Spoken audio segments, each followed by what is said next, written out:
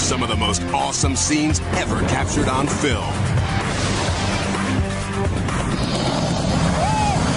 Where surprises lurk around every corner, and a brush with death is worth the thrill of feeling alive.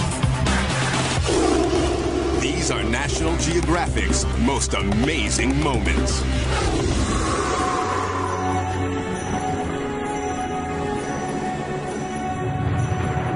You're in for a wild ride.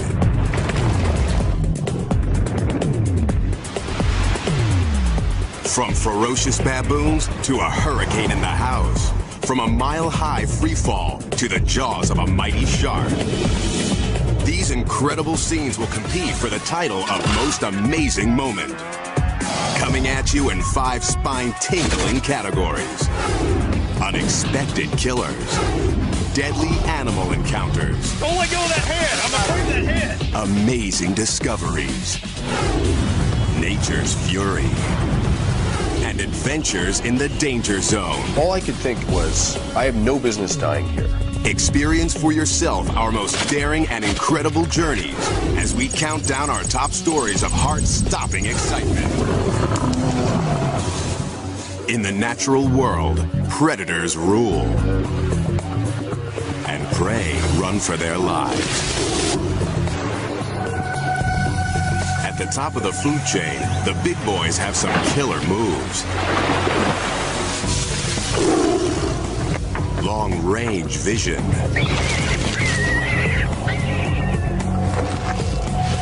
Cunning strategy.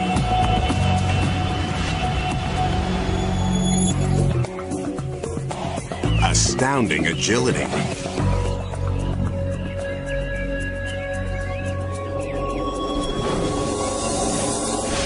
Blazing speed.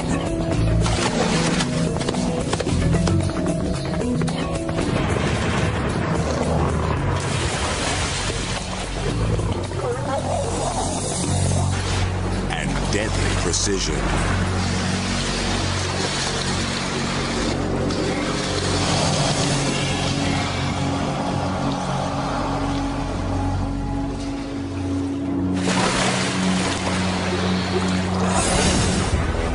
When it's dinner time, these natural-born hunters will go all out for a good meal.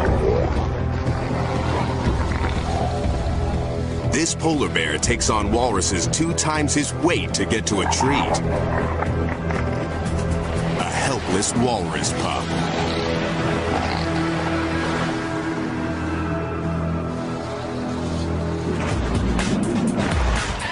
You may think you've seen it all before.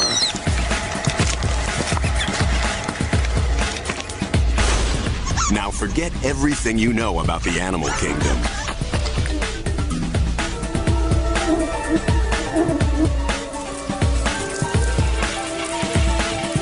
You're about to get a chilling glimpse of unexpected killers. These scenes are bizarre. Ferocious baboons, fearsome frogs, and hippos in a frenzy. These are jaw-dropping, startling, and just plain amazing moments. This sea eagle likes an unusual takeout treat. Poisonous snake, fresh from the sea. The bird will have to hold on tight not to lose her lunch and her life. A seal's sunny day at the beach goes haywire when a killer whale springs from the sea to attack.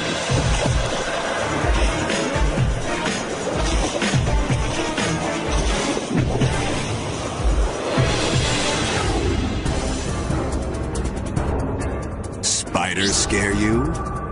How about one that pounces like a cat?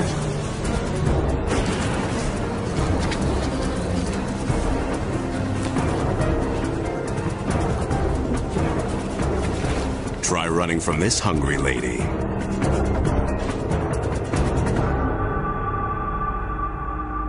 But what's next is even more incredible. In our next amazing moment, a baboon goes hunting for a surprising meal.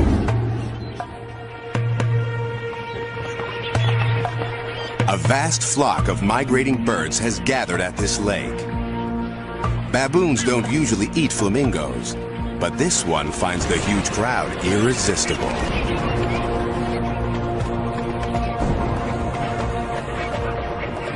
He plunges into the startled mass of birds.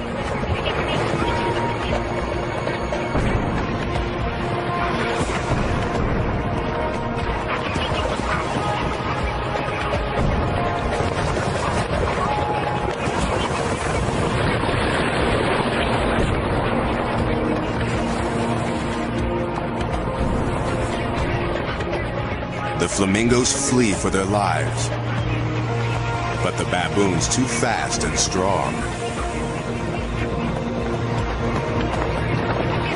And its teeth are long and sharp like a leopard's.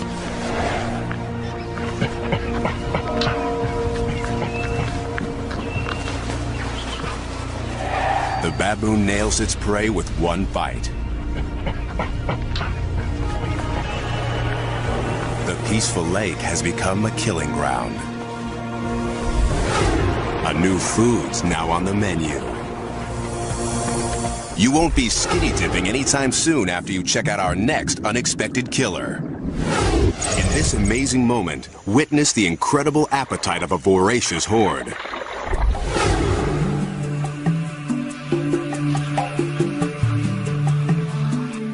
For young egrets, first flight can be a dangerous introduction to the world. A fall from the nest is not unusual. But here, something lurks below the surface. And it's pulling the bird under.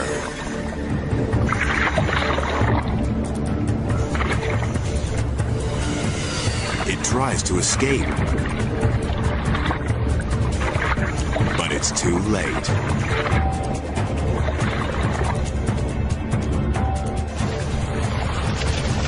A gang of piranhas is eating the bird alive. Hundreds of razor-sharp teeth shred the thrashing bird.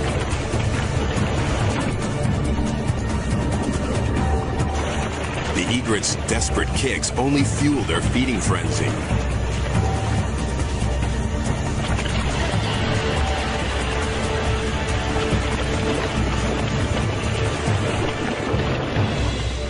Within minutes, the feast is finished, and the piranhas go in search of their next meal. The ferocious fish clean the flesh off the egret's bones in mere moments. Next, a band of winged warriors is on a mission.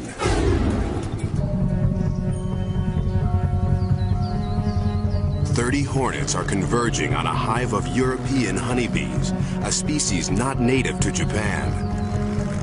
Inside the hive is something the hornets want. Larvae, pupae, and honey so sweet it's to die for. These 2-inch-long giant hornets are perfectly designed predators. Their stingers pump out a venom so strong it can dissolve human flesh. The Japanese hornets are outnumbered 1,000 to 1. But the European bees haven't had time to evolve a defense against the hornets' shearing mandibles. The hornet vanguard chomps their way through the front line. The bees defend the hive. But it's quickly clear they are no match for the hornet forces, who take no prisoners. Within minutes, they storm their way in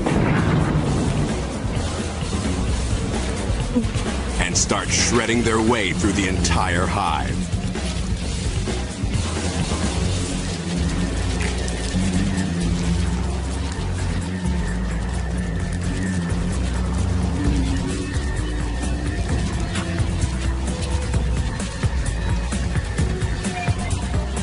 Finally, the spoils of war.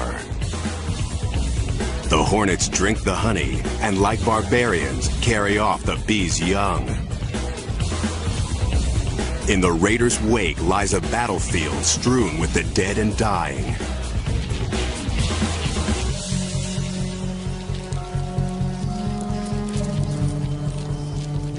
In just 3 hours, 30 hornets have massacred 30,000 bees.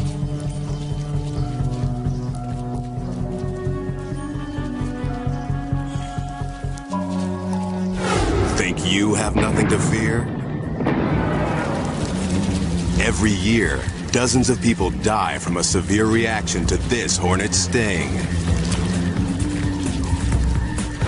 The Grim Reaper can take unexpected forms. Not all killers inspire fear. Who could be frightened by this little guy?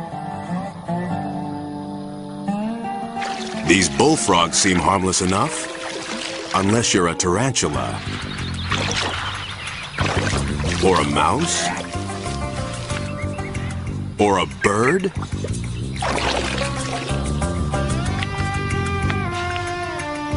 Or a scorpion?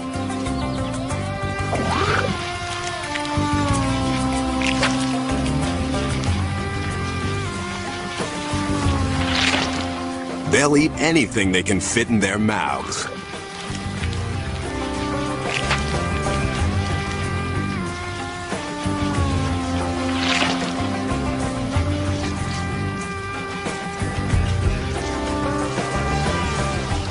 And for dessert, maybe something crunchy.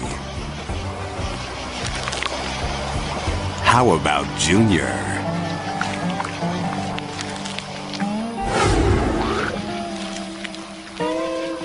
But even the bullfrog can be foiled.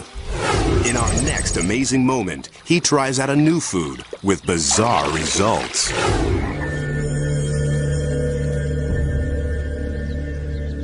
This innocent-looking newt enters the frog's field of attack.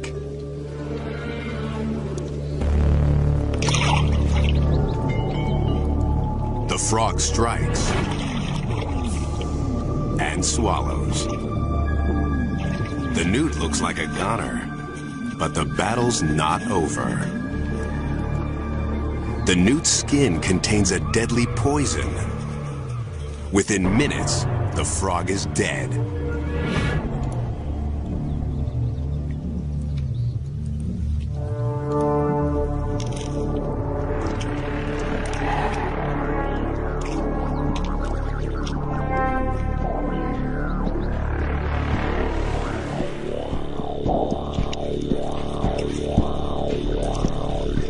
And it's the lowly newt who struts away victorious.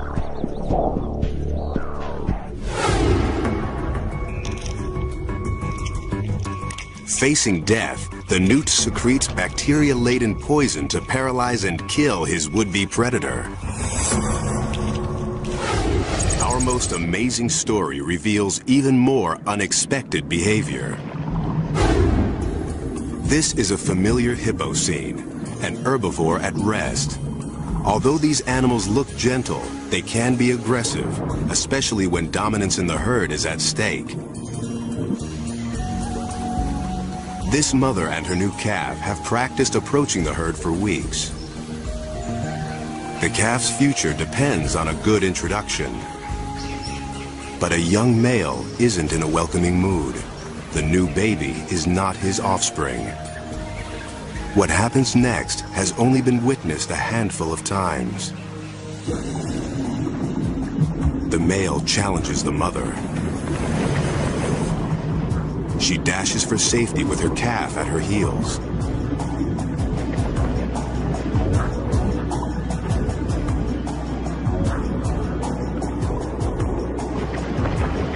But the water gets muddy. The calf loses his way, and the male hippo turns on the defenseless youngster. In what might be an attempt to assert his place in the herd, he takes the infant into his mouth and shakes.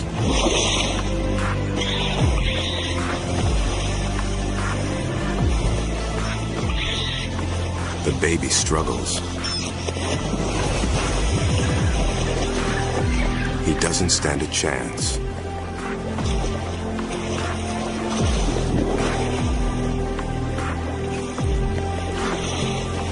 They go under.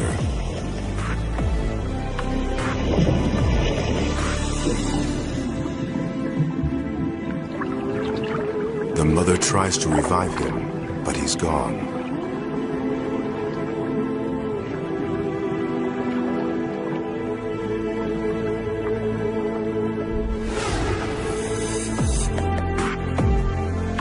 The bull has made sure that this calf won't grow up to be a threat.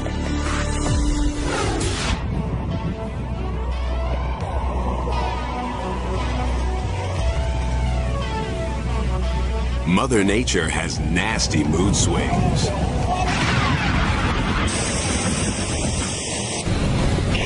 Her anger takes many forms.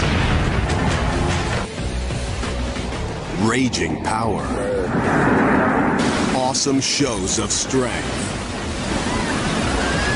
Disasters of a deadly magnitude.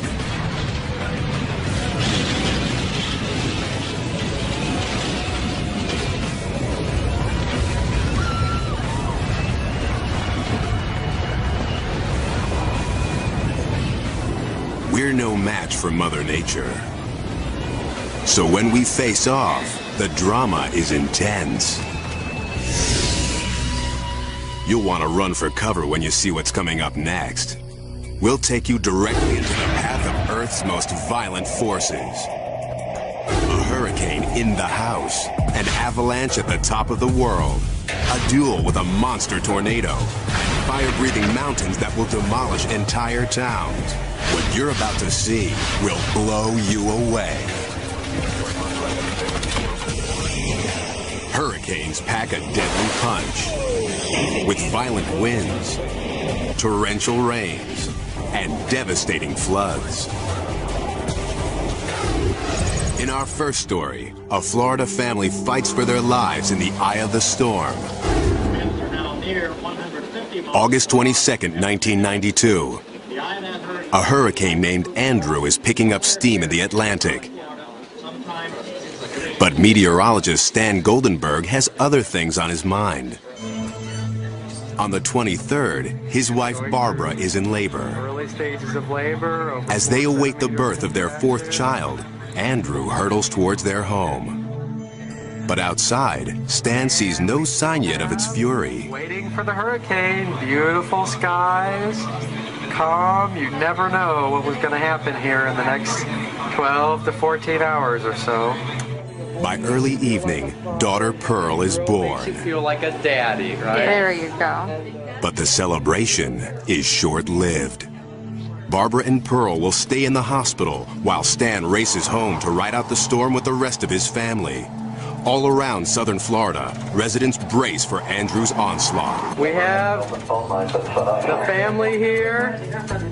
That night, Stan shoots this video of his three boys, his sister-in-law, and her family. Joseph, Aaron, Reuben. They know it'll be a rough night. They have no idea that they're going to come face to face with a monster. After midnight, Miami gets a taste of things to come. But this is nothing. At 4:30 a.m., Andrew slams into the coast, full force.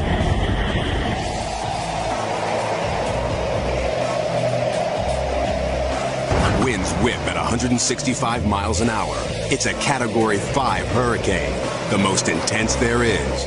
In this bad boy's path, nothing and no one are safe. Looks like our TVs are out. Maybe the power is out now for the duration.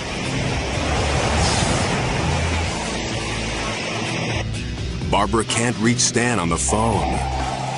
You can hear that outside. You can start to hear the roar outside. Andrew rips the plywood from their windows and starts peeling back the roof. Determined to keep his family calm, Stan puts on a brave face. Lord, we just thank you. We ask your protection.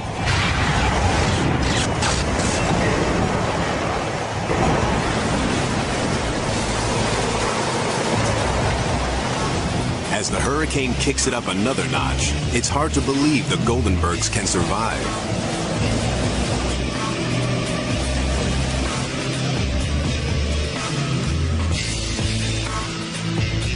This is By 8:30 a.m., Andrew's blown past. But Barbara Goldenberg has no idea if her family is alive or dead. It did not look possible that anybody could be alive.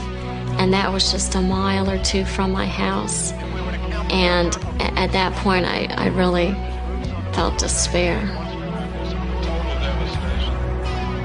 160,000 people in the Miami area are suddenly homeless. 44 are dead. And as the hours pass, there is no phone call to let Barbara know that her family's made it through the night. Barbara's neighborhood is demolished. Her house is smashed to bits. This is all that remains of the kitchen where her family was holed up.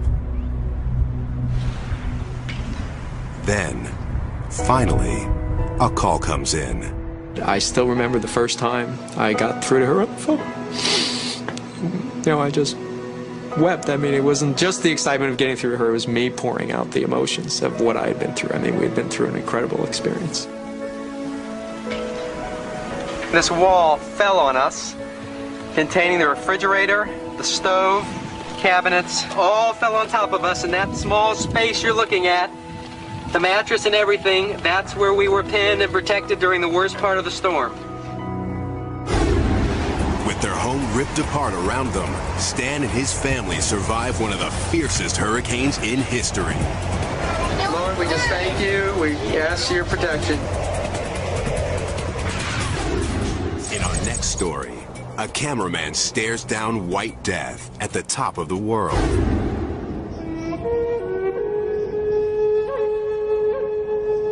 Annapurna may only be the 10th highest peak on Earth, but it's 4 times deadlier than Everest. It kills 1 out of every 5 climbers who tries to conquer it. Its most lethal weapon? The avalanche. Get caught in one of these babies and you'll be smacked down and sucked under at the same time. If you don't die instantly, you could be suffocated to death under feet of snow. Still, fearless climbers return to Annapurna year after year. October 1997. Brothers Jose and Jesus Novas of Spain are out to conquer the mountain.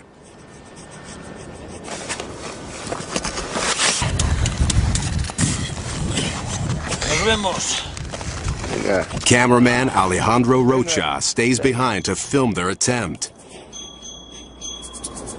Odds are, one of the brothers may not make it home. Tons of fresh snow cling to the mountain's steep slopes. Annapurna is now a ticking time bomb. The brothers forge ahead anyway.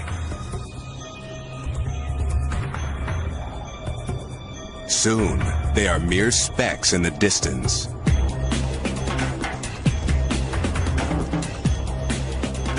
Then, as Alejandro films, his worst fears come true.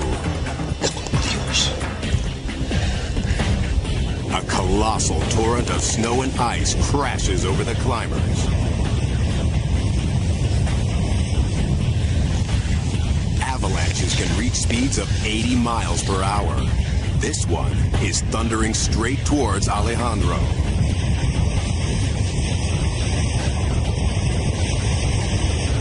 He can't bear to face his killer. He retreats to his tent. This is the face of a man waiting for death.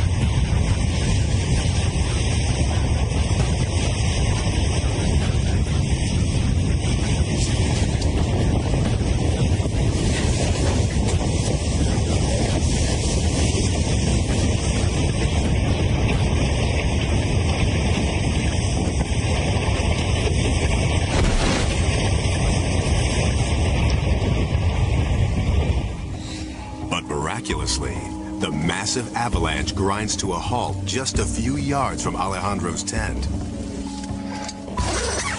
His life has been spared. But what about Jose and Jesus?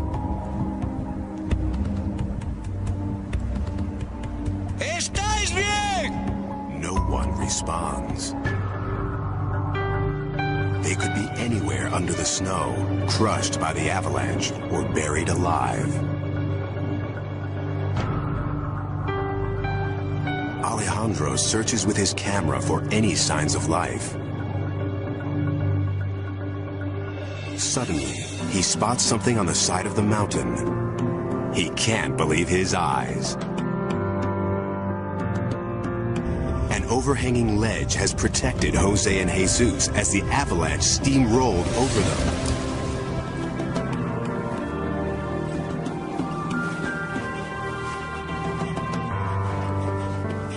The brothers are thrilled to be alive. Tranquilo. Que se meta debajo de la... Estuvimos debajo de la nieve por lo menos un minuto. Y es lo que puedes ver en la máquina después. ¡Pedazo de luz! ¡Que nos pilló! Casi nos deja secos, tío. With nowhere to run, nowhere to hide, Alejandro and the Novas brothers survive a death blow from the planet's most dangerous peak. Most of us run from nature's fury. Now, a guy who heads straight for it. Springtime in the Plain States is prime time for tornadoes.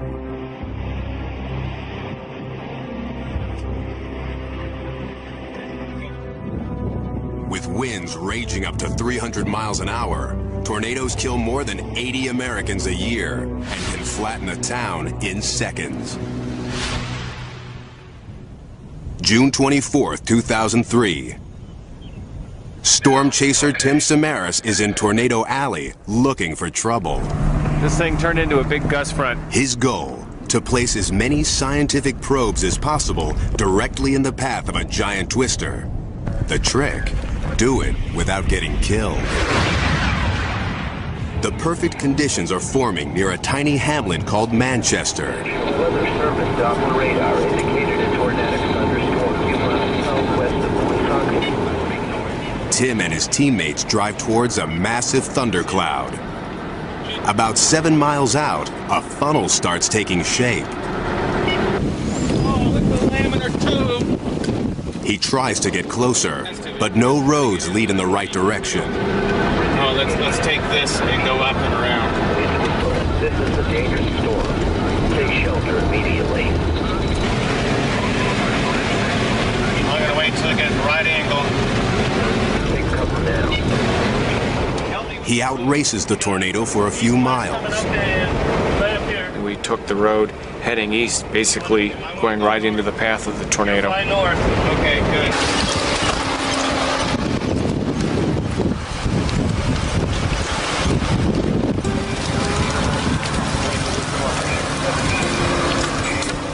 One probe down, 5 to go. Oh, we're gonna get hit! The chasers estimate it's at least an F4 tornado with winds over 200 miles an hour. A twister this fierce can level a well-built house and turn a mobile home into a missile. That was good enough, I think. Tim's probes will record wind speed, barometric pressure, and other data. If the tornado sweeps directly overhead, the more he deploys, the better the odds.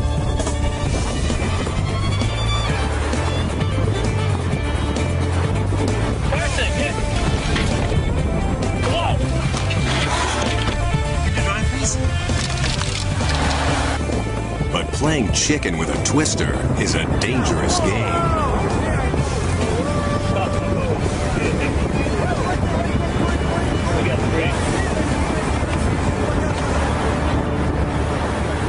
The tornado shreds a nearby farmhouse, a reminder of what 200-mile-an-hour winds can do. Still, Tim is determined to deploy the last of his 6 probes. We need to drop one. Yeah, we don't have time. Alright? We don't have time. We don't have time. Seriously. Yeah, he was saying that, but I was thinking something else. I was already out of the car. I grabbed the probe, I put it on the ground, I jumped in. I deployed in 5 to 7 seconds. Then suddenly, the tornado turns on them. It's coming back on the road. It's coming right at us, too. We gotta put another one. Twisters can accelerate at speeds of 70 miles an hour. This one is only 100 yards away and bearing down fast. Listen to it. If it catches up, it'll fling their van through the air, then crush it like a tin can.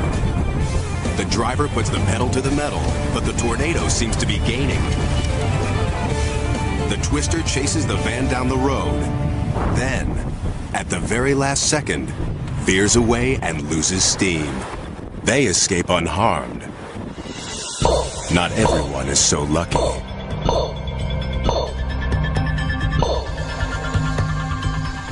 It's only after he downloads the data from his probes that Tim learns how close they came to the belly of the beast and certain death. This is the one at the corner of the house. This is absolutely amazing. From the time I turned it on to maximum pressure, 82 seconds. Oh my gosh. 82 seconds. This is all you have. That's all we have. 82 seconds from the tornado center, but mere moments from its outer clutches. Any delay, and the tornado could have sucked the men into its deadly vortex. Tim came within yards of the most violent winds on the planet and his own mortality. It's certainly the closest I've ever been to a tornado, and I don't ever want to be that close again. But sometimes there's no escape. Wild animals fascinate and amaze us. But get too close, and you could pay with your life.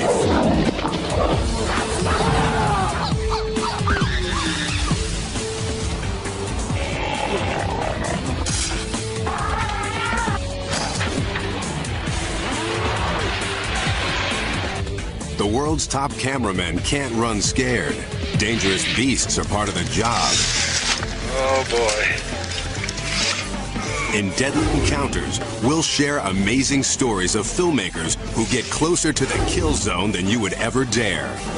But even pros can get too close. To get the shot, these guys will face off with animals they can't even see. Serpents in the jungle, creatures of the deep, moments straight out of a horror movie. But these scenes are for real. Ever wonder what it's like to look death in the face?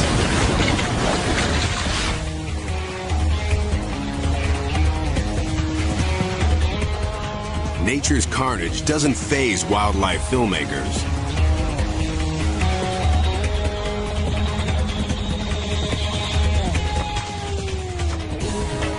Blood and gore are part of the job. But every now and then, a cameraman sees something so primal, it's shocking. In our first Deadly Encounter, an unsuspecting filmmaker captures a battle so intense, it gives a whole new meaning to the word raw. Kim Wooliter grew up in the African wilderness. He's no stranger to the grim realities of predator and prey. Tonight, he and partner Dale Hancock plan to film leopards hunting. Dale carries a bank of lamps in his Jeep for lighting the scene.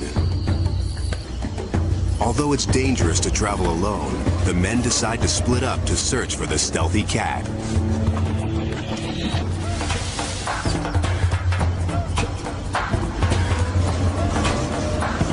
If you're not prepared to put up with what nature throws at you, you probably shouldn't be out here.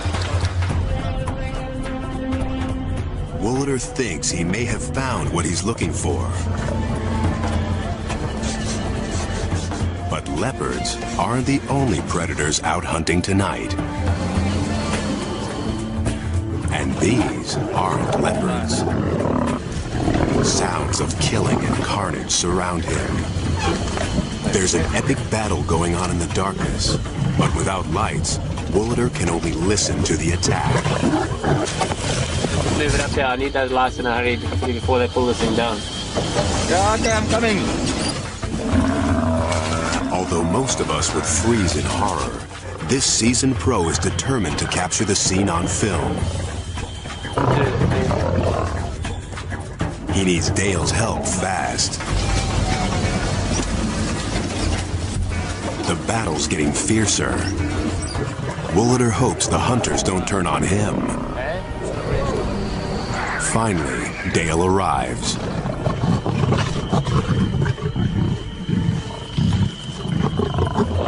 8 mile lines there. Only yards from Woolader's Jeep, an incredible struggle. 8 lions attack an enormous buffalo, but the animal refuses to die.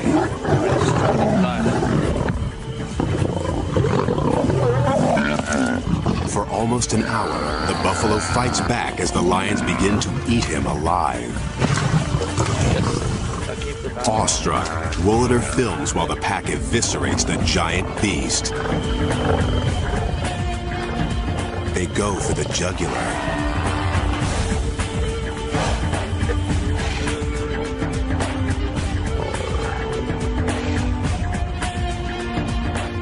These lions like their meat rare.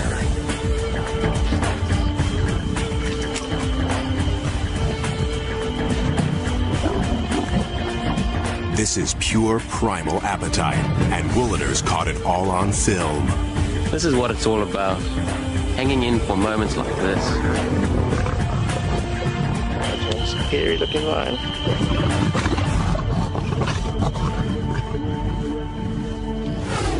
This guy's gotten incredibly close to film an extraordinary battle. It's an amazing scene of predation. You might be willing to film the pain, but how about feeling it?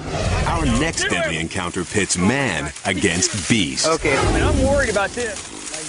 Herpetologist Brady Barr is about to meet a legendary snake, a giant python that has been stalking a town in northern India. This silent hunter strikes without warning or fear, devouring animals as big as children. So he saw a python actually attack a small cow, a calf, and kill it. The townspeople want Brady to catch the snake and take it away. Brady's faced off with fearsome animals before. Wow! This may be the biggest one we've ever captured.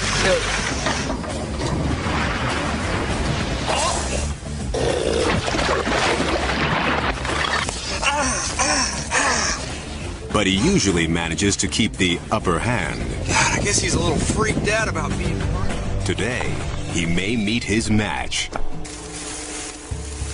If Brady can find the snake, he'll need to wrestle it into submission before it snares him with its coils. Where could the python be hiding? Being ambushed by a constrictor can be a deadly business. The snake would bite Brady with 4 rows of backward-facing fangs, while its thick, muscular body would squeeze him, stopping the blood flow to the heart in just minutes. Brady's brave, but not stupid. He brings colleague Jerry Martin with him for backup. I've got a huge python. It's the big one. It's the big one. Everybody, wait. Don't come running up. Don't come running up. Okay. It's gigantic. Can you reach it? It's gigantic. It's bigger. No. It's as big as my leg. I'm going to need your help. I'm trying, guys. Okay. Wait, he's tongue flicking. He sees it. The python sees Brady. The tongue flicks are its way of sizing him up. It can sense if Brady will make a good meal. Don't anybody go any closer. Brady's never tackled a snake this big before. It's as long as a pickup truck and can swallow prey 4 times its width. Brady tells Jerry to grab the head while he goes for the massive tail. I got a bad feeling about this. Okay. You can be sure that either I'll get the head or the head will get me. 2, 3. Go.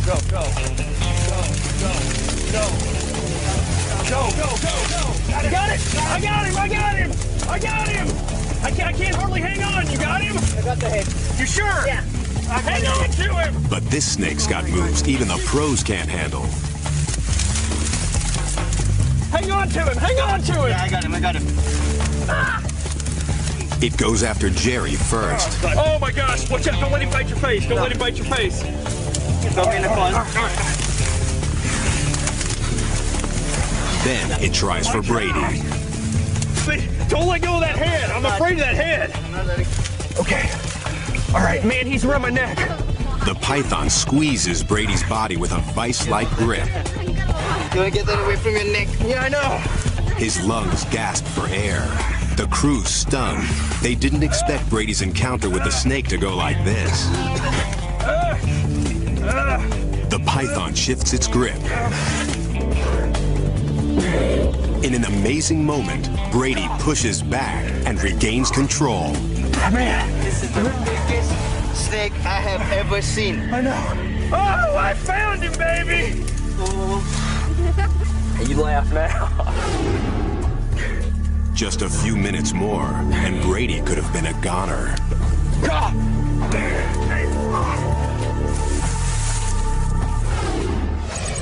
Valerie Taylor tests a shark's biting power, using herself as bait.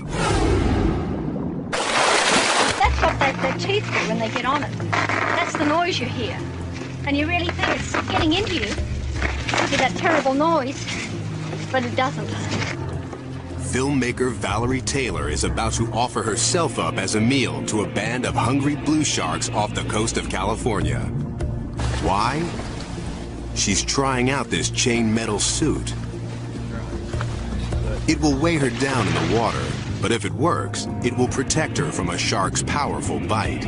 With several rows of razor-sharp teeth and jaws that close like a steel trap, the blue shark is one of the few species known to attack humans.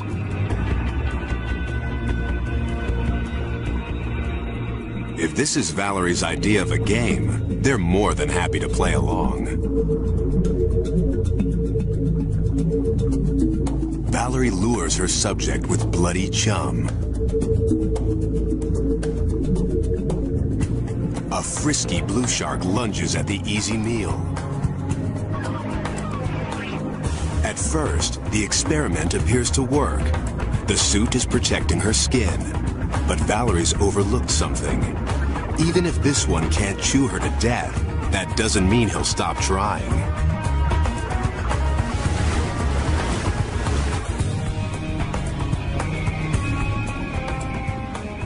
Valerie's a rag doll in the jaws of a killer, and the metal suit is weighing her down. I was screaming. All I wanted was someone to punch him off, make him let go. The shark strikes and rips off her metal glove. Then he turns back for more. Valerie makes a dash for the water's surface. But I can't hang on to me. I'm all right, don't help me. As she gathers her strength, the crew guards against another attack. Damage your hands already? Yeah, damage your hand, all right. He got the glove off, but he continued. He wouldn't let go. I don't know how that happened. The thing that happened was, he got the glove off somehow. He just ripped it off, and this naked hand was in his mouth. So I put that hand in, so that he couldn't crunch down on it. I did it just like that, but you can see why he got the thumb. It was sticking up. Oh, boy. Well, the only way you learn these things, isn't it? Is by trial and error. Yeah. That was an error. An error she won't quickly forget. But Valerie's close call isn't as terrifying as our next deadly encounter.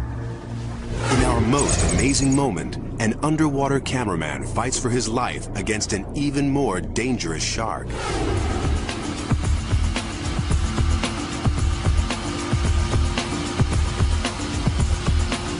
In the waters of Mexico, a National Geographic team of scientists tries out an innovative device. To get a closer look at the lives of sharks, these scientists hope to attach a remote camera called CritterCam to the shark's body. It's a great idea. Once CritterCam is on the shark, he'll be his own cameraman, taking footage of his life. But to get CritterCam on the shark, the scientists will have to wrestle a beast with killer instincts. For cameraman and shark specialist Nick Kaloyanis, it will be an unforgettable event.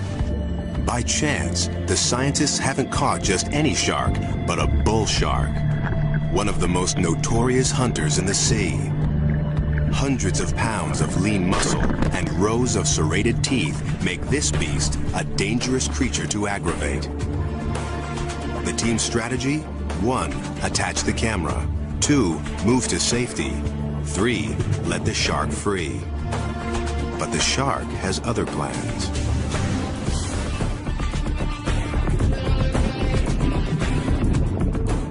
As Nick films, the shark twists left, the restraining line releases, and the animal is free. As the rest of the team scatters, Nick keeps filming. He's confident the shark won't attack unless provoked. But just then, from behind his lens, Nick is surprised to see someone try to hook the animal, but jab it instead.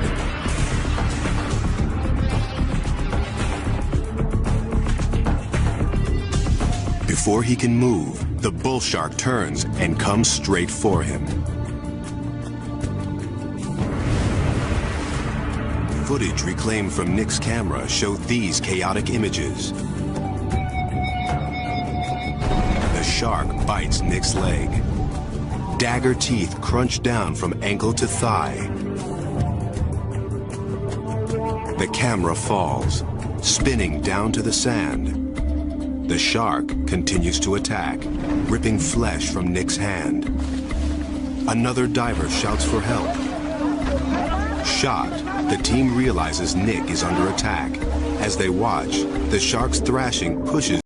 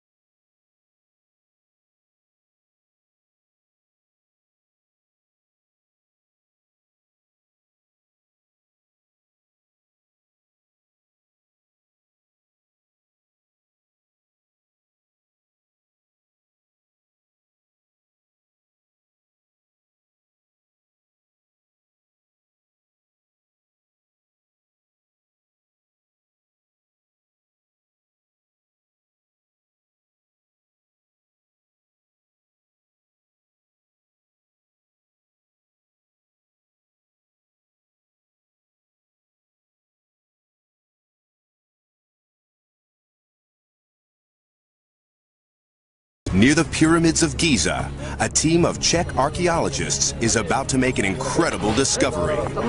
A sealed tomb almost 100 feet underground. This burial vault is an irresistible temptation, but some say opening the grave could trigger the mummy's curse. Dr. Zahi Hawass is Egypt's director of the pyramids. Superstition doesn't stop him. We are here to open the sarcophagus. Maybe we'll find a mummy, maybe we'll find more than a mummy.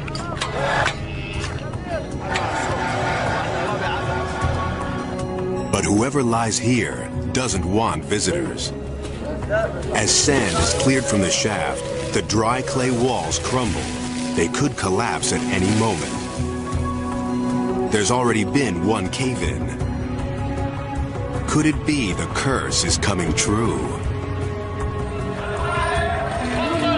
As the grave's outer cover slides back, the lights flicker ominously. Frightened, workers flee. But Zahi won't stop now. Who knows what this tomb could contain?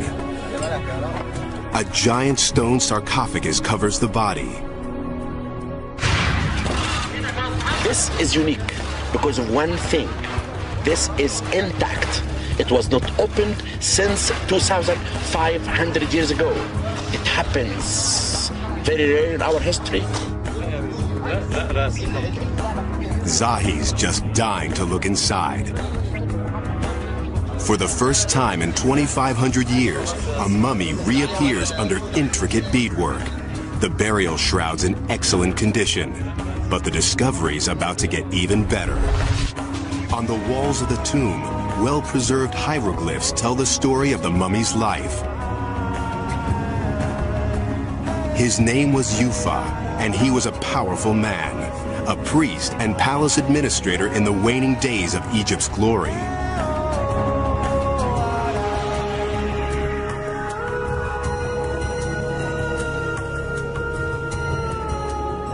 His life story reveals priceless secrets from the past. This mummy's stories describe a little-known chapter of Egypt's history. The desert sands hold many secrets. Some stretch back before the dawn of man. Up next, we're on the hunt for an ancient killer, a giant reptile that stalked the Earth 110 million years ago. Dinosaur hunting can be a dangerous business. Few know it better, or are better at it, than paleontologist Paul Sereno. Hold on to your seats. By age 43, Paul's already discovered 4 new kinds of dinosaurs. No mission is too tough for this guy. He ventures farther into the danger zone than most scientists dare to go. 3 of those months are going to be spent in 100-degree weather, in dust storms and windstorms, and digging until your nails are worn off. Paul heads straight into a dicey area of the Sahara, where bandits are a serious threat. We have items that people want, items that they have killed people for. It's a personal risk going out there. There's no question about it.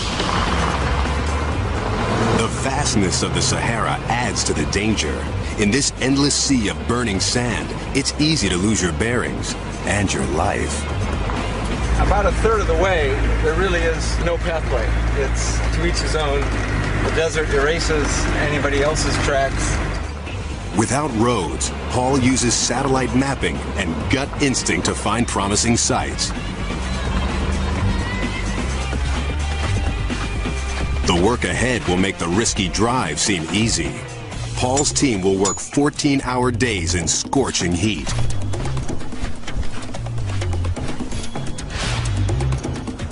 If you come walking out of here in 2.5 months and you say that is not the hardest thing that I have done in my life mentally and physically, then you haven't tried hard enough.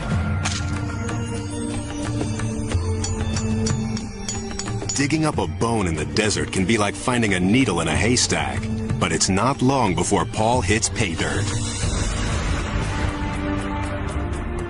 He's unearthed an ancient graveyard and an extraordinary skeleton. We have just found a skull that really is about the biggest I've ever seen. Man, it's mammoth. Lying down next to it gives you some idea of the size. The skull is just a little bit bigger than me, so it's close to 6 feet long. Oh my gosh. Paul's discovered an amazing creature, the gigantic ancestor of modern-day crocs. Even the most fearsome crocodile walking the earth today is tiny compared to this monstrous beast. This prehistoric super croc measures 40 feet from tail to tooth and could have eaten dinosaurs for lunch.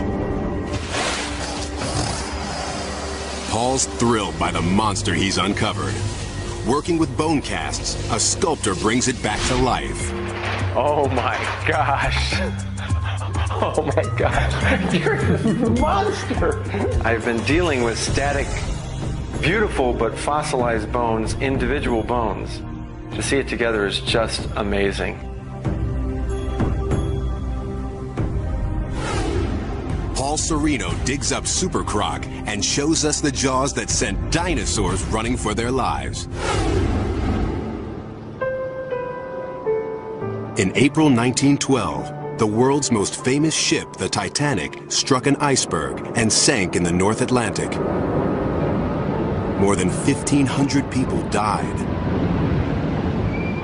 It's hard to imagine a time when this icon was thought to be lost forever.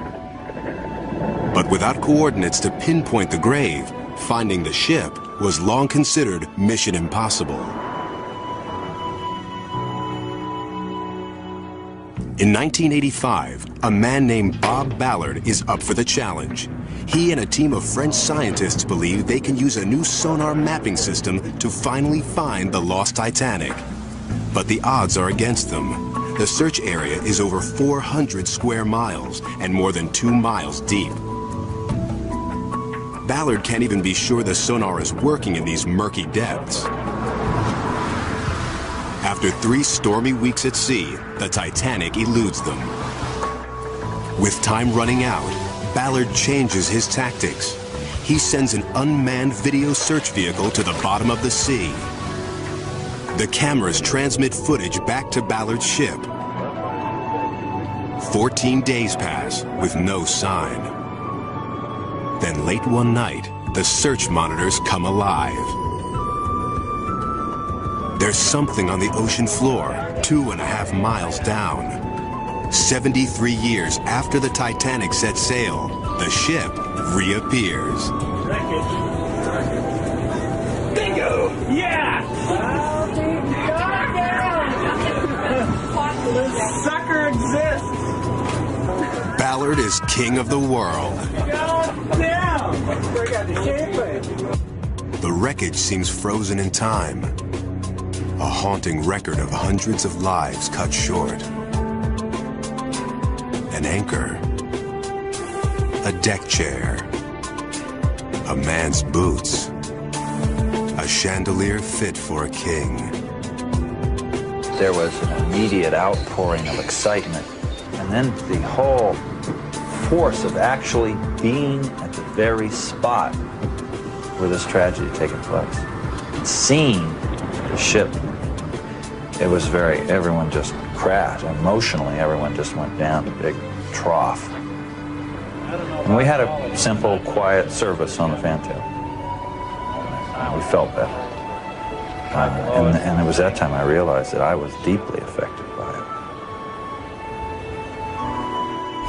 Ballard's pursuit of an impossible dream has brought the Titanic back to life and shown us ghostly images of an underwater grave. From the depths of the sea to a foreign land, our top discovery tracks a missing person through a war zone. After disappearing for almost 2 decades, how would this famous face look? Is she still alive? National Geographic photographer Steve McCurry hunts for a beautiful girl he saw 17 years ago. He snapped this famous photo of her, but didn't get her name. She was young and scared, a refugee from the war in Afghanistan. He called her the Afghan girl. She has become really the icon of the Afghan struggle. Her plight and her situations really come to symbolize what's happened here over the last 2 decades. In 2001, the war in Afghanistan has the world's attention. McCurry returns to the refugee camps, determined to find the face from long ago. For weeks, he roams the streets, scouring shops, markets, and schools. The photograph is his only clue. Here's my wife. Yeah, you're sure? His search proves harder than he thought. In this conservative Muslim society, grown women must wear veils. If still alive, the girl would now be about 30, her stunning face hidden from view. We're going to look and see if we can find the records, see if we can find her whereabouts. Luke says for the last 3 for this girl. After weeks of looking, McCurry's run out of hope and time. We have a lot of leads still coming in, but I'm going to have to leave today. Been through the camp exhaustively, looking and talking to as many people as possible. We've given it really our best shot. But shortly after McCurry leaves, an Afghan refugee approaches the TV crew. He says he knows the girl from the photo. But the woman now lives hours away near Tora Bora, across a border that swallows lives. The man agrees to bring her to a nearby home. 3 days later, she arrives. But there's a hitch. Local custom dictates only a woman may enter inside. Do that, and then we'll eagerly await. Associate producer Carrie Regan goes forward, alone. I remember walking to this back room, and there were women sitting around the floor, and they gestured to this figure in the back corner, and she looked up, and I saw these gleaming bright eyes, and for the first time I thought, you know, we might just have something here. We might just have the Afghan girl. There's one way to know for sure, a new technology called iris mapping. Carrie snaps a photo, which is rushed to a lab in the States. There, experts compare the eyes of the woman with those of the girl. The colored part of the eye is called the iris. The computer maps its subtle pattern. It's as distinctive as a fingerprint. And these two sets match.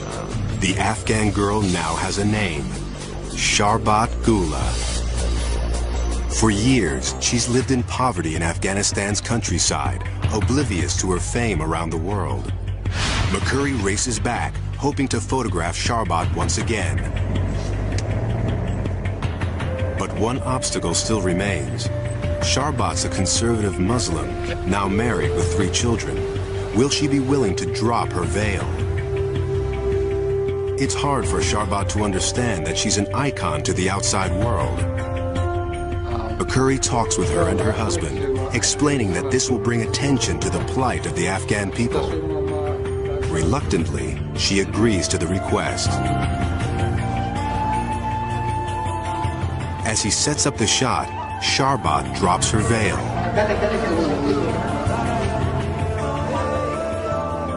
The famous eyes flash defiantly, again capturing the attention of the entire world. Sharbat's face reveals the sorrow of war, but for McCurry, it sends a message of both courage and hope. The fact that she's lifted up her burqa and revealed her face to the world, essentially, is sort of a minor miracle. These adventurers have traveled beyond time and boundaries to make amazing discoveries that broaden our understanding of the world.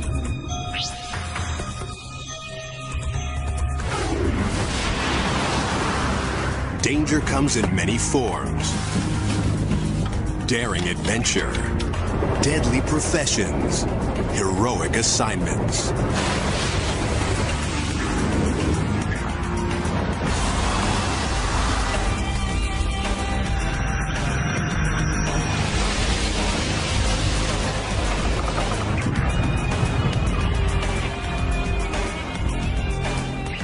Some men and women accept the risks.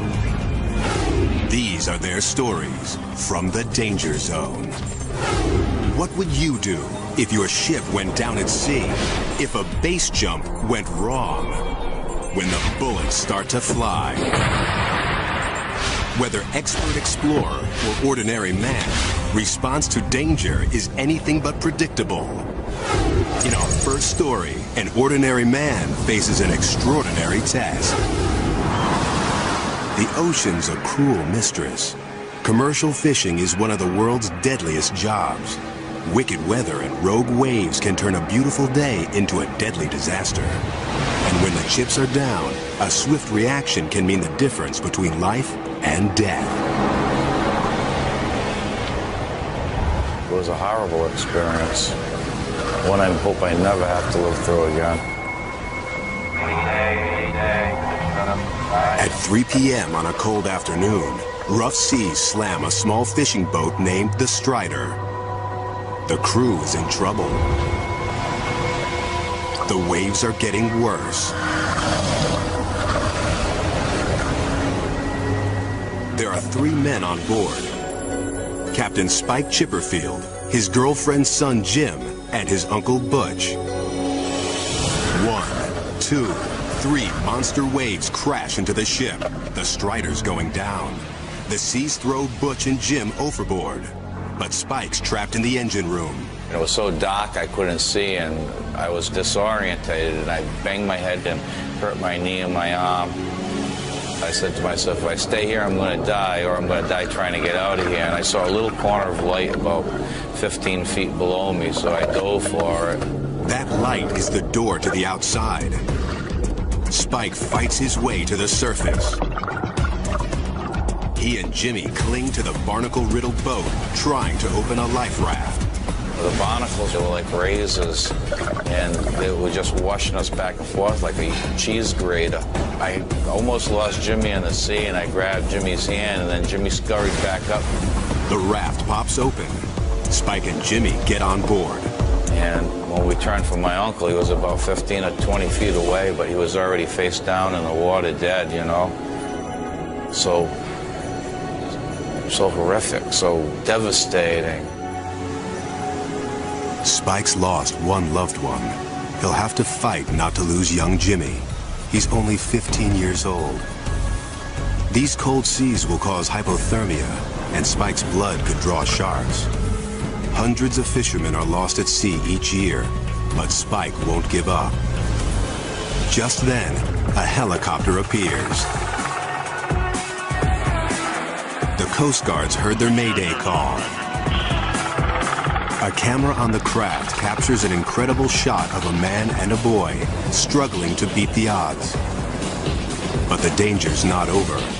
The helicopter's rotors generate hurricane-force winds. They could actually blow you right off that raft. If the pilots aren't careful, the sea will become an angry whirlpool, tipping the raft and drowning the men.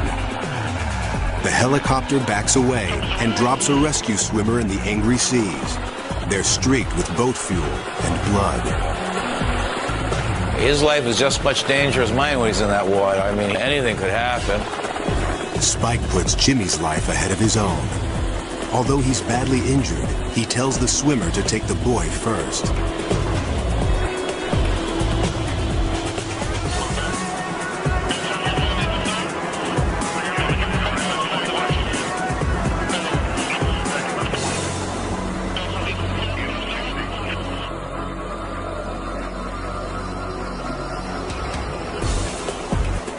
Jim's safe.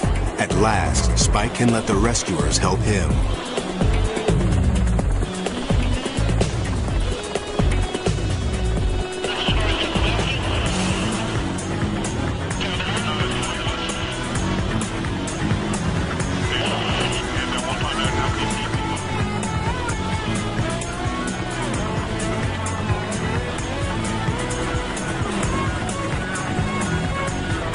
Spike can't believe the ordeal is over. I mean, it's just, I haven't really found the word to describe that feeling.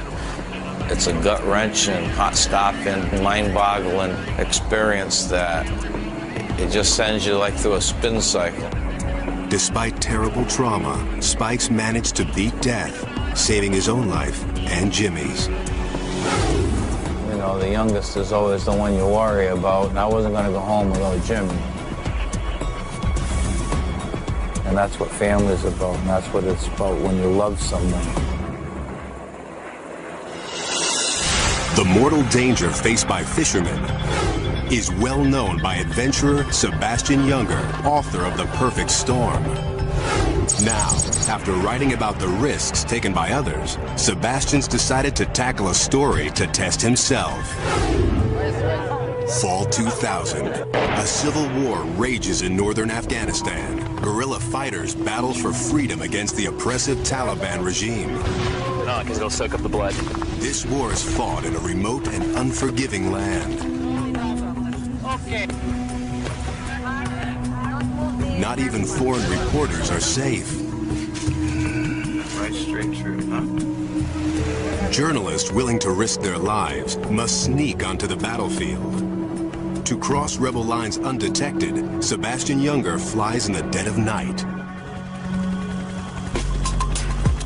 Sebastian's determined to report on the men trying to topple the Taliban, but that's only part of his mission. He's seeking out danger as a personal test. I wanted to know how I was going to do. Okay, once I come out of this, I really can call myself a journalist. To succeed, Sebastian must do more than write about the victims of a vicious war. He must go to where these men were wounded and document the horror of the front lines.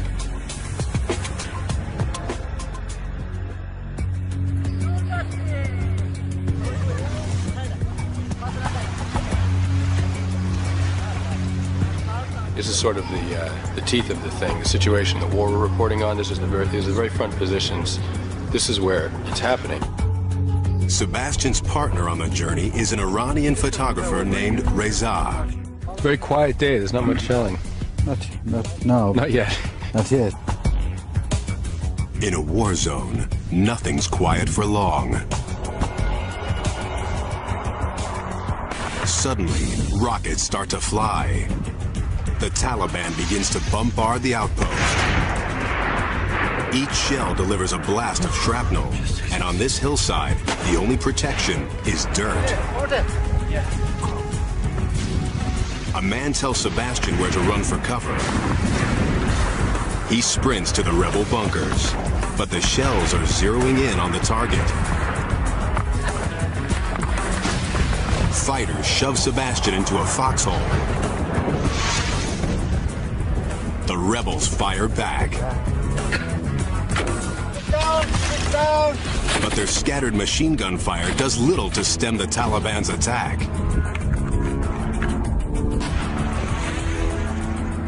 The shells keep coming. Sebastian hits the dirt. I suddenly realized in that moment that I'd never been scared before. I'd never really been scared before. This was fear, and it was just blindingly terrifying. This rocket misses. Went over us. Went past us at the other side. But another one can't be far off.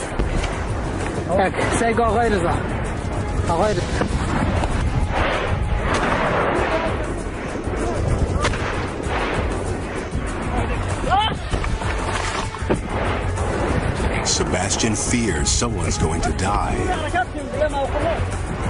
One more. He hopes it won't be him.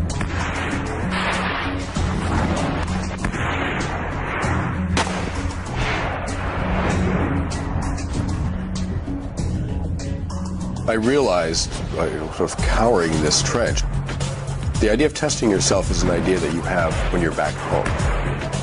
That's an idea you have in your own living room. All I could think on that hilltop was, I have no business dying here. Sebastian's not the only one worried for his safety. These rebel fighters don't need a dead American on their hands. A commander orders him off the hill. What he said? He said get off the hill.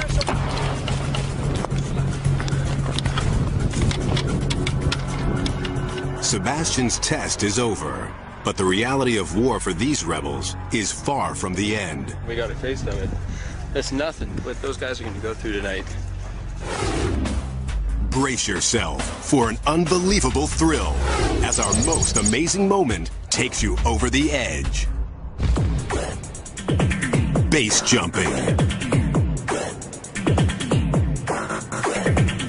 An adrenaline-pumping plunge into the space between life and death, where death has the distinct advantage.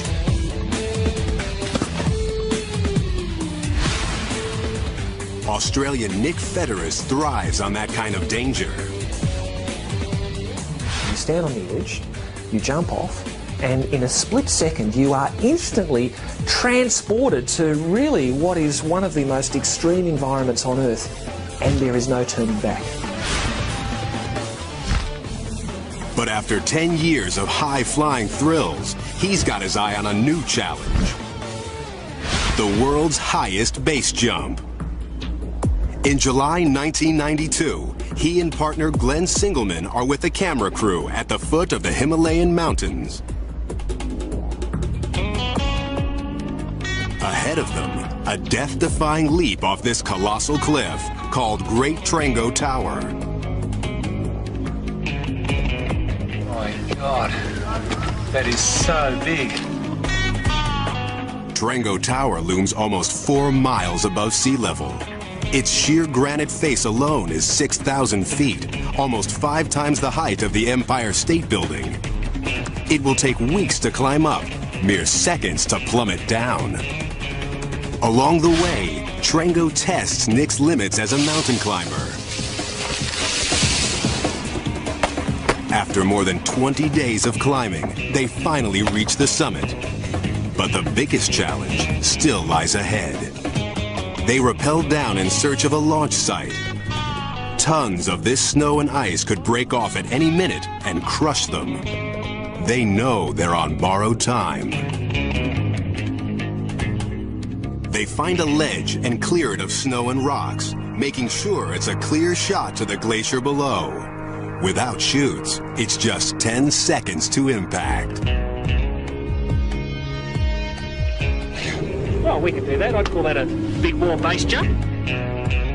Nick and Glenn strap on their gear and come face to face with the edge of the world. Nick has 15 pounds of camera equipment built into his helmet. Cameras strapped to his chest and leg will also capture their attempt at the world's highest base jump.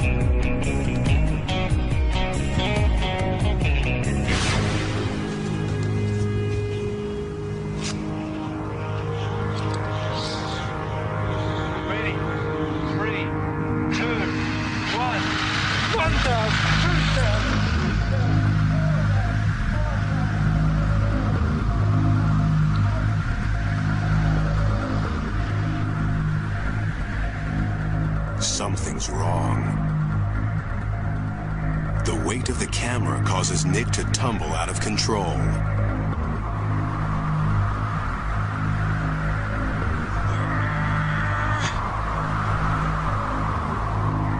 His body needs to be flat and level. Otherwise, even if he deploys his chute, it won't inflate. He is 4 seconds from impact, traveling at 180 miles an hour. It's his last chance.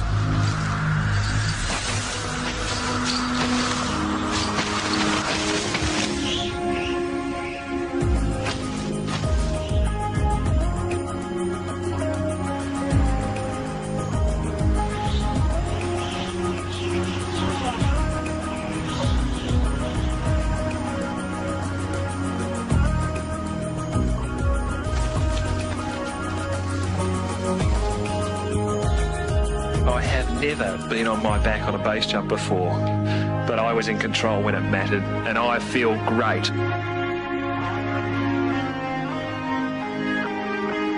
All I could think is that life is sweet, so sweet.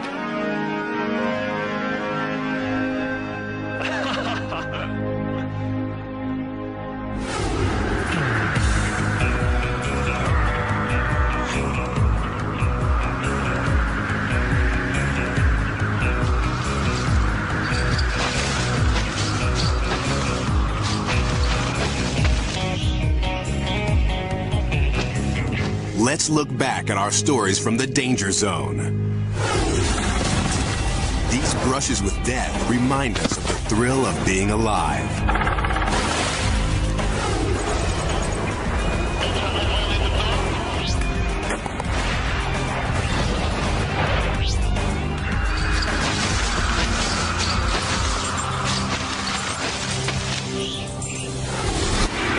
You just lived through National Geographic's most amazing moments.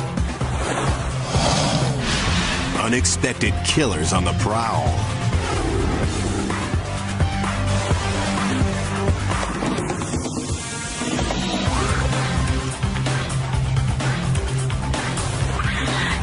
Fighting for life against the planet's most dangerous forces.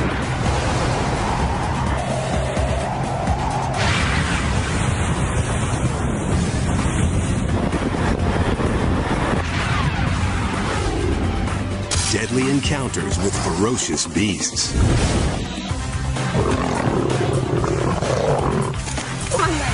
Get him off that hit.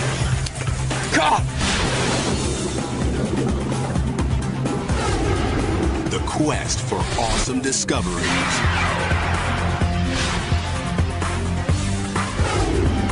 Pushing human limits in the danger zone.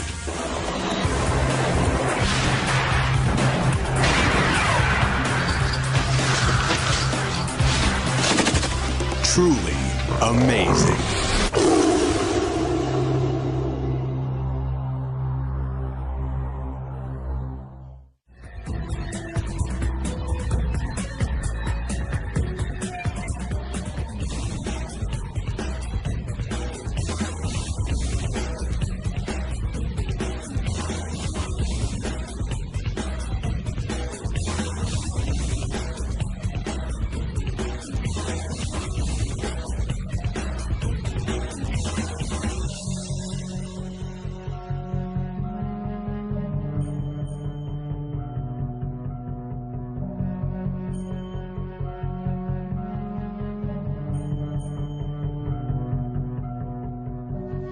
Some of the most awesome scenes ever captured on film. Where surprises lurk around every corner, and a brush with death is worth the thrill of feeling alive. These are National Geographic's most amazing moments.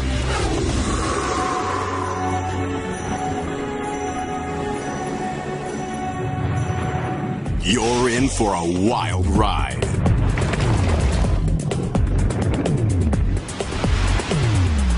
From ferocious baboons to a hurricane in the house. From a mile-high freefall to the jaws of a mighty shark.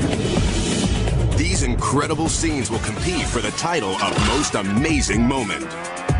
Coming at you in 5 spine-tingling categories. Unexpected killers. Deadly animal encounters. Don't let go of that head! I'm afraid of that head! Amazing discoveries. Nature's fury. And adventures in the danger zone. All I could think was, I have no business dying here. Experience for yourself our most daring and incredible journeys as we count down our top stories of heart-stopping excitement. In the natural world, predators rule. And prey run for their lives. At the top of the food chain, the big boys have some killer moves. Long-range vision.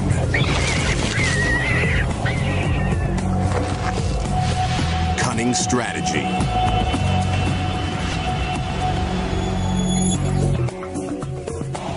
Astounding agility.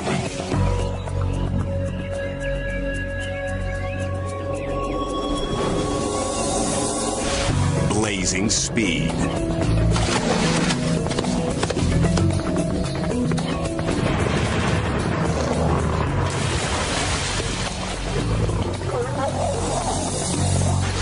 And deadly precision.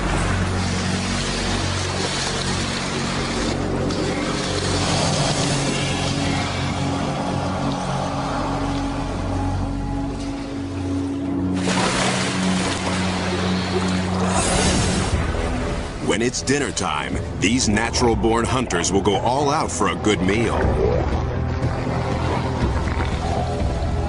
This polar bear takes on walruses 2 times his weight to get to a treat.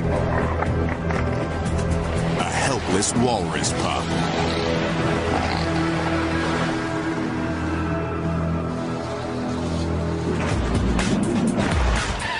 You may think you've seen it all before.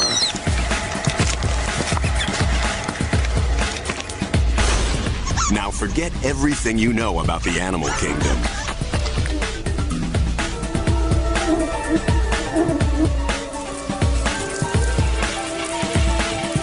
You're about to get a chilling glimpse of unexpected killers. These scenes are bizarre. Ferocious baboons, fearsome frogs, and hippos in a frenzy. These are jaw-dropping, startling, and just plain amazing moments. This sea eagle likes an unusual takeout treat. Poisonous snake, fresh from the sea. The bird will have to hold on tight not to lose her lunch and her life. A seal's sunny day at the beach goes haywire when a killer whale springs from the sea to attack.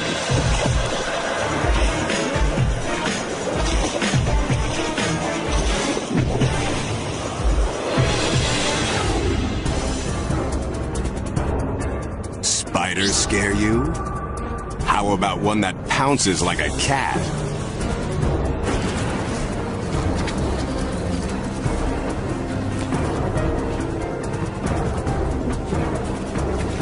Try running from this hungry lady.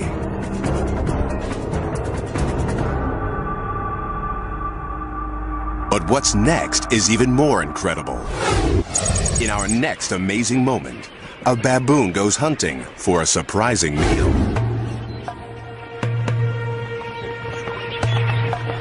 A vast flock of migrating birds has gathered at this lake. Baboons don't usually eat flamingos, but this one finds the huge crowd irresistible.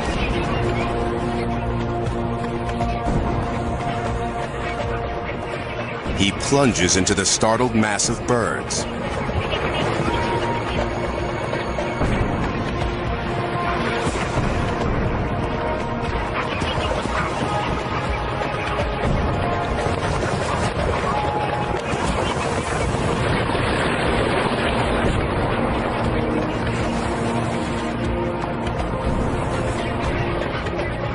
The flamingos flee for their lives, but the baboon's too fast and strong. And its teeth are long and sharp like a leopard's.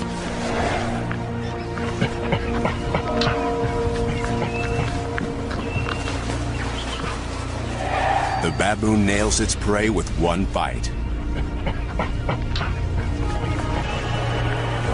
The peaceful lake has become a killing ground.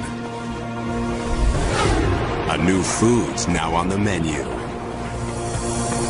You won't be skinny dipping anytime soon after you check out our next unexpected killer. In this amazing moment, witness the incredible appetite of a voracious horde.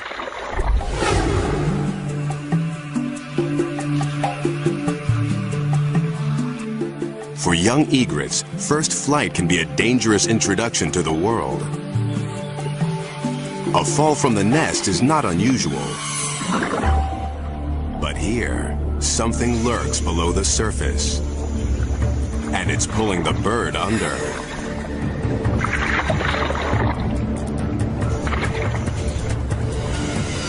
It tries to escape. But it's too late.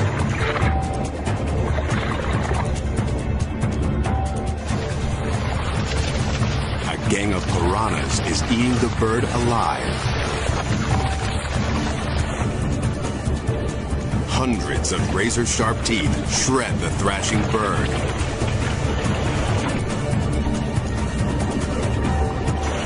The egret's desperate kicks only fuel their feeding frenzy.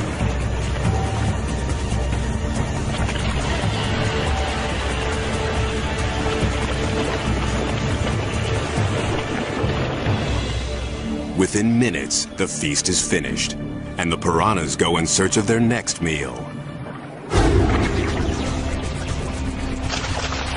The ferocious fish clean the flesh off the egret's bones in mere moments. Next, a band of winged warriors is on a mission.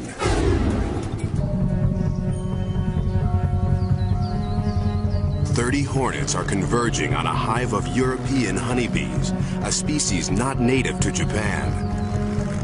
Inside the hive is something the hornets want. Larvae, pupae, and honey so sweet it's to die for. These 2-inch-long giant hornets are perfectly designed predators. Their stingers pump out a venom so strong it can dissolve human flesh. The Japanese hornets are outnumbered 1,000 to 1, but the European bees haven't had time to evolve a defense against the hornets' shearing mandibles. The hornet vanguard chomps their way through the front line.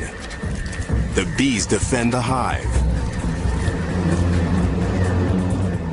But it's quickly clear they are no match for the hornet forces, who take no prisoners. Within minutes, they storm their way in and start shredding their way through the entire hive.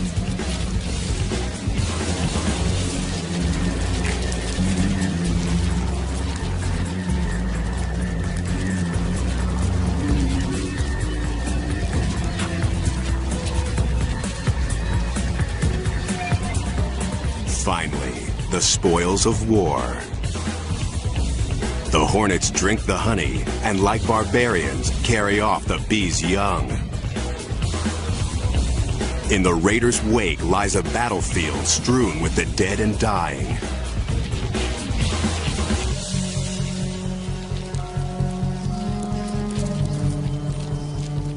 In just 3 hours, 30 hornets have massacred 30,000 bees.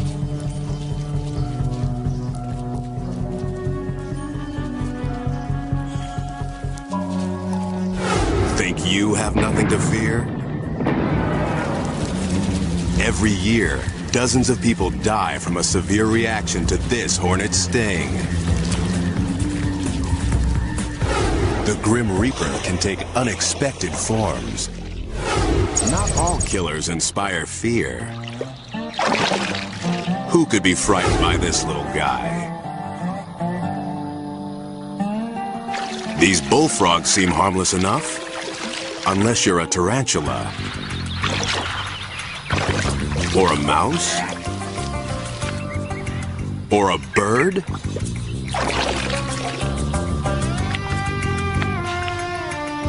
or a scorpion.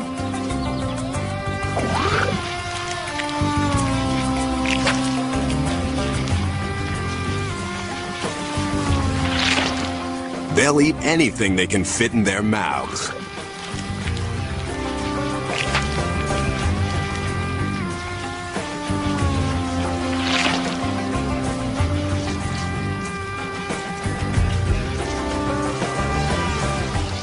And for dessert, maybe something crunchy. How about Junior?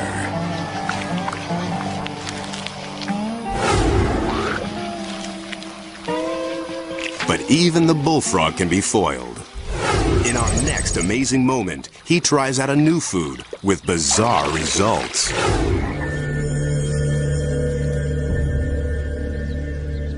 This innocent-looking newt enters the frog's field of attack.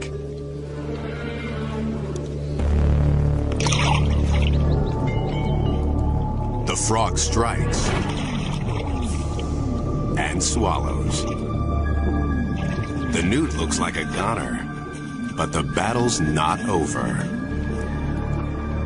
The newt's skin contains a deadly poison. Within minutes, the frog is dead.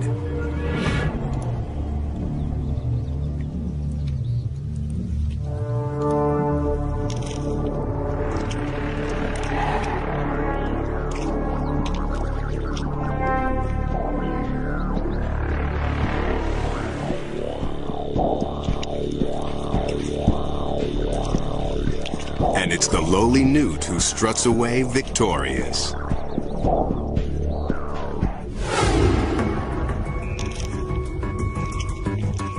Facing death, the newt secretes bacteria-laden poison to paralyze and kill his would-be predator. Our most amazing story reveals even more unexpected behavior. This is a familiar hippo scene, an herbivore at rest. Although these animals look gentle, they can be aggressive, especially when dominance in the herd is at stake. This mother and her new calf have practiced approaching the herd for weeks. The calf's future depends on a good introduction. But a young male isn't in a welcoming mood. The new baby is not his offspring. What happens next has only been witnessed a handful of times. The male challenges the mother. She dashes for safety with her calf at her heels.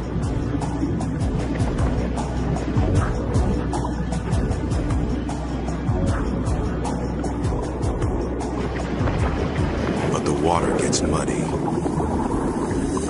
The calf loses his way, and the male hippo turns on the defenseless youngster. In what might be an attempt to assert his place in the herd, he takes the infant into his mouth and shakes.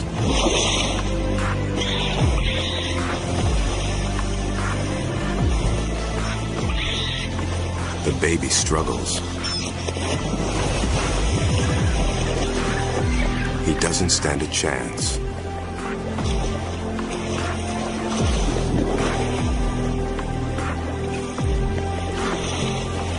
They go under.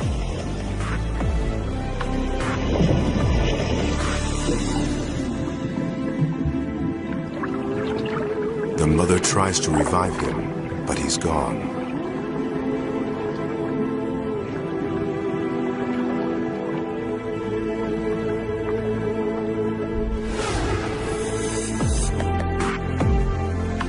The bull has made sure that this calf won't grow up to be a threat.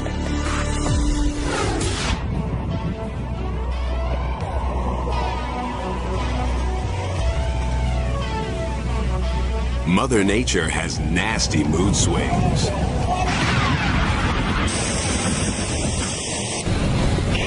Her anger takes many forms. Raging power. Awesome shows of strength. Disasters of a deadly magnitude.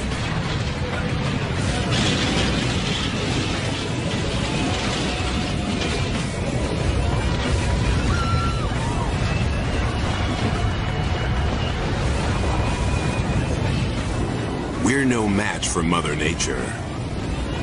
So when we face off, the drama is intense. You'll want to run for cover when you see what's coming up next. We'll take you directly into the path of Earth's most violent forces. A hurricane in the house, an avalanche at the top of the world, a duel with a monster tornado, and fire-breathing mountains that will demolish entire towns. What you're about to see will blow you away. Hurricanes pack a deadly punch, with violent winds, torrential rains, and devastating floods. In our first story, a Florida family fights for their lives in the eye of the storm. August 22nd, 1992. A hurricane named Andrew is picking up steam in the Atlantic.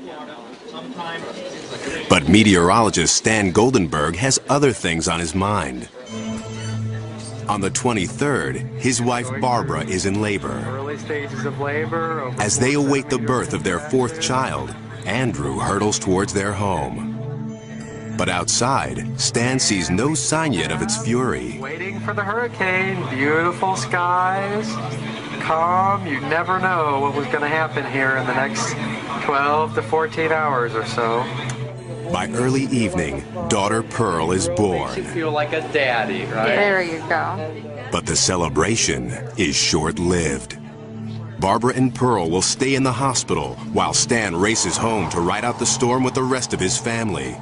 All around southern Florida, residents brace for Andrew's onslaught. We have the family here.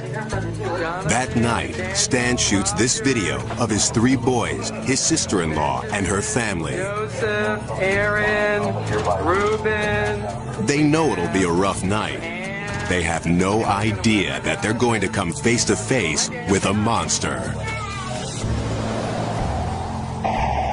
After midnight, Miami gets a taste of things to come. But this is nothing. At 4:30 a.m., Andrew slams into the coast, full force.